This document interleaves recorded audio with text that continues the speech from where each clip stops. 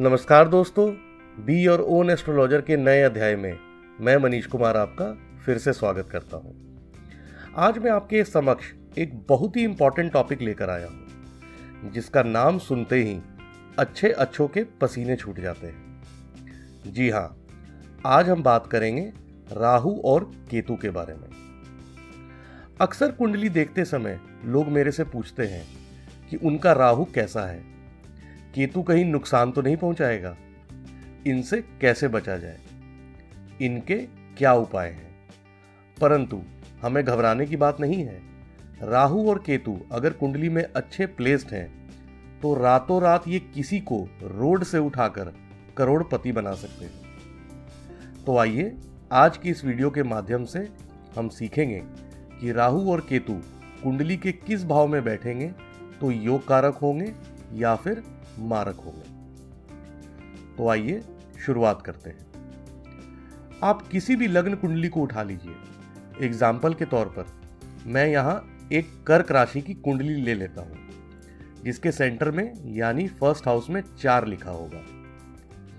अगर राहु देव इस कुंडली के 6th हाउस जहां 9 लिखा है वहां बैठ गए तो आपको पता है कि ठीक इसके सामने वाले घर में जहां 3 लिखा है वहां केतु देव मिलेंगे, क्योंकि राहु और केतु देव कुंडली में हमेशा आपको आमने सामने ही दिखाई देते हैं। एक सर है और दूसरा धड़।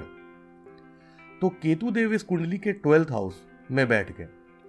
अब इस कंडीशन में राहु और केतु दोनों ही मारक हो गए, क्योंकि कुंडली किसी भी लग्न की हो, राहु और केतु देव अगर 6, 8 या 12 भाव में हो तो सदैव मारक ही होंगे। अब इसी कर्क राशि के कुंडली को दोबारा देखते हैं, जहां राहु देव 6th हाउस में बैठ गए। जब भी इनकी दशा चलेगी, राहु देव इस हाउस को एक्टिवेट करेंगे, जो कि रोग, ऋण और शत्रु का है। तो जातक को छोटी मोटी बीमारी होने का खतरा, ऋण चढ़ जाना, किसी को कर्ज दिया हो तो वापस ना मिलना, बेवजह वाद विवाद से दुश्मनी मोल लेना, इस तरह की विभिन्न चीजें देखने को मिलेंगी। और इतना ही नहीं, जैसा कि आपने पिछले एपिसोड में सीखा था कि इनकी भी 3 दृष्टियां भी होती हैं, 5, 7 और 9। तो इनकी पहली दृष्टि इस कुंडली के 10th हाउस पर पड़ेगी, जो कि प्रोफेशन का घर है। तो जॉब से रिलेटेड भी प्रॉब्लम्स इनको इस समय देखने को मिलेंगी। दूसरी दृष्टि इस कुंडली के 12th हाउस पर पड़ेगी, जो कि व्यय स्थान है। तो इनके बेफजूल के खर्चे भी बढ़ जाएंगे, चाहे वो बीमारियों पर हो, डॉक्टरों पर हो या अन्य किसी चीज पे। और इनकी आखिरी जो कि 9वीं दृष्टि है, वो पड़ेगी इस कुंडली के 2nd हाउस पर, जो कि सेविंग्स का है, कुटुंब का है। तो जमा हुआ धन भी कम होने लगेगा, परिवार से भी अनबन बनी रहेगी। अब दूसरी ओर केतु को देखा जाए तो इस कुंडली में 12th हाउस में बैठे हैं। जब इनकी दशा चलेगी तो सबसे पहले वो 12th हाउस को ही एक्टिवेट करेंगे, तो जातक का व्यय एकदम से बढ़ जाएगा। इनकी भी राहु देव की तरह 3 दृष्टियां होती हैं, 5, 7 और 9। इनकी पहली दृष्टि पड़ेगी इस कुंडली के 4th भाव पर, तो माता से नहीं बनेगी। घर या वाहन खरीदने में अड़चन, अन्य प्रकार की चीजों में प्रॉब्लम्स आते रहेंगी।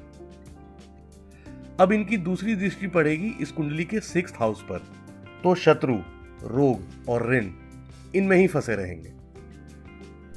और आखिरी दृष्टि पड़ेगी इस कुंडली के 8th हाउस पर, जहां मृत्यु के समान कष्ट भोगना पड़ेगा।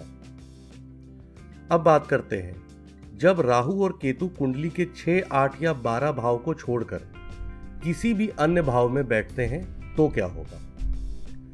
जैसा कि हम जानते हैं इस चार्ट के माध्यम से कि राहु और केतु देव की मित्रता बुध देव, शनि देव और शुक्र देव से है, और बाकी सारे ग्रह जैसे बृहस्पति देव, सूर्य देव, चंद्र देव और मंगल देव से शत्रुता है। राहु या केतु देव अगर अपने मित्र राशि के घर में बैठेंगे तो अच्छा रिजल्ट देंगे, और शत्रु राशि के घर में बैठेंगे तो बुरा रिजल्ट देंगे। एग्जाम्पल के लिए यहां मैं एक मकर लगन की कुंडली ले लेता हूं, जिसके सेंटर में 10 लिखा होगा। और अगर मान लीजिए कि राहु देव लग्न में ही बैठ गए जहां 10 लिखा है, मतलब अपने मित्र राशि शनि देव के घर में, तो राहु देव सदैव अच्छा रिजल्ट देंगे और इनकी तीनों दृष्टियां जहां पर पड़ रही है उन हाउसेस से भी पॉजिटिव रिजल्ट ही देखने को मिलेंगे। वहीं दूसरी तरफ ठीक इनके सामने केतु देव होंगे जो कि इस कुंडली के 7th हाउस में अपने शत्रु राशि कर्क में है, तो केतु देव यहां निगेटिव रिजल्ट देंगे और जहां इनकी दृष्टियां पड़ेगी उन हाउसेस को भी बुरा करेंगे जब भी इनकी दशा चलेगी। और अब लास्ट में एक कंडीशन और लगेगी, चूंकि राहु देव की उच्च राशि वृष और मिथुन है, तो अगर कुंडली में कहीं भी 2 या 3 लिखा हो वहां बैठ गए तो पॉजिटिव रिजल्ट देंगे, बशर्ते 6, 8 या 12 भाव में ना हो। और ठीक इसके विपरीत राहु देव वृश्चिक और धनु में नीच के हो जाते हैं, तो कुंडली में कहीं भी 8 या 9 लिखा हो और वहां राहु देव बैठ गए तो सदैव निगेटिव रिजल्ट देंगे। उसी तरह केतु देव की उच्च राशि वृश्चिक और धनु है और नीच राशि वृष और मिथुन, तो केतु देव भी इसी अनुसार पॉजिटिव या निगेटिव रिजल्ट देंगे। उच्च में है तो पॉजिटिव देंगे, नीच में है तो निगेटिव देंगे। तो आज की इस वीडियो को अब दोबारा सुन लें ताकि बताए हुए तीनों कंडीशन आपको अच्छे से याद हो जाए और राहु और केतु देव को समझने में आपसे कभी कोई गलती ना हो।